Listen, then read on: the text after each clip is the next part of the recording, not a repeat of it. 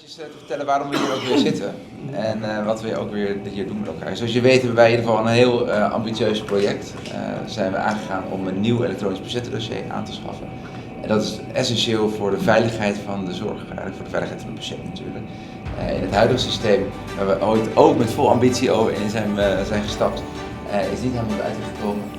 Uiteindelijk door taalbarrières. Dat é um dia muito importante para nós no hospital.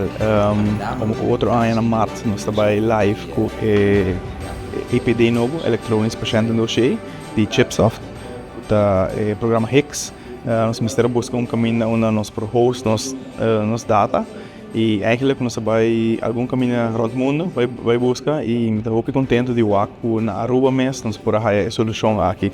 De CETER, que é a nossa Companhia Nacional de Telecomunicação, dando-nos uma oferta onde nós quedamos contentes com nossa data porque na Aruba e é data center que está certificado, isso que é certificado, full redundant, nós estamos contentes com isso e estamos contentes de nós poder chegar a agreement com CETER que nos data voorlopig vai quedar na Aruba, toda pessoa pode estar segura que a data está safe, bom guardar e também disponível hopefully dus quase não existe downtime, do qual nós compreendemos, nós não temos uma companhia que aceita a host na data, nós de vários cabos, companhia internacional e companhia local, dus para banden nós temos segurança, confiança que nós fazemos a coisa correta.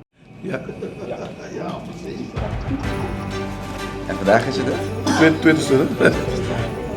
Está sendo que nós vai deliver serviço para o hospital. Nós temos de nos data center, nós põe 2 rack de hospital para o software novo que vamos comprar. Para eu que sei, nós temos verbinding também, connection também com o hospital, high speed verbinding de 1 giga. Esse é o zorg para informação do hospital para ele. Na CETER tem a possibilidade agora com o cliente por ter seu equipo, então ele está secure, ele está cai, tampouco bom, nesse sentido que nós temos backup de airco, backup de generator corrente e tudo coisa, né? E nós subimos ainda, nós temos quase 8, 10 anos está sendo cookie e nunca ela cai.